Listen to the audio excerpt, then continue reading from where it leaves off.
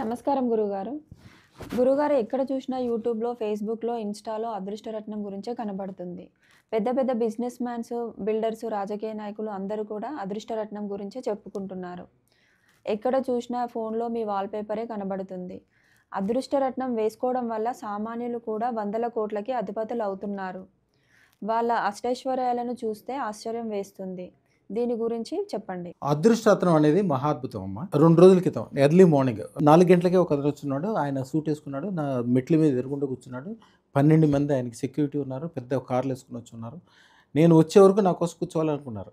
వాళ్ళు వచ్చేటప్పుడు వాళ్ళ సూట్ కేసులు లాంటి డబ్బులు కట్టలు అలాగే బంగారాలు అన్నీ తీసుకొచ్చున్నారు. ఆయన యాక్చువల్గా రాధాకృష్ణమూర్తి గారు. ఆయనది వీడియో కూడా మీకు పెడతాను. యాక్చువల్గా ఆయనకి మా అదృష్టరత్నం మా దేవాలయానికి లాస్ట్ ఇయర్ అతను నా దగ్గరికి వచ్చినప్పుడు అతి పేదవాడు అంటే ఎలాంటి పేద అంటే వాళ్ళ ఇంట్లో అప్పులోళ్ళ కోసం అని చెప్పి ఇంట్లోకి వెళ్లకుండా బయట తిరుగుతూ ఓన్లీ అర్ధరాత్రి మాత్రం ఇంటికి వెళ్ళేవాడు. నా దగ్గరికి వచ్చిన తర్వాత అదృష్టరత్నం పెట్టుకున్నాక అతను యాక్చువల్గా వేరే చోట కాశ్మీర్ దగ్గరలో మోడీ గారి దయ వలన ఒక పెద్ద అవకాశం వచ్చింది ఆయనకి.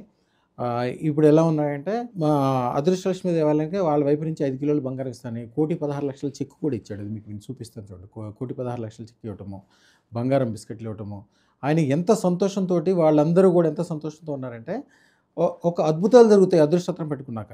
అవన్నీ కూడా మీకు వివరంగా చూపిస్తాను, జాగ్రత్తగా చూడండి. టెస్టిమోనియల్స్ కూడా చూడండి. లక్షల కోట్లు సంపాదించిన వాళ్ళు జీరో నుంచి హీరోలు అయిన వాళ్ళందరూ మీకు ఇప్పుడు కనిపిస్తారు. శుభం బియాత్.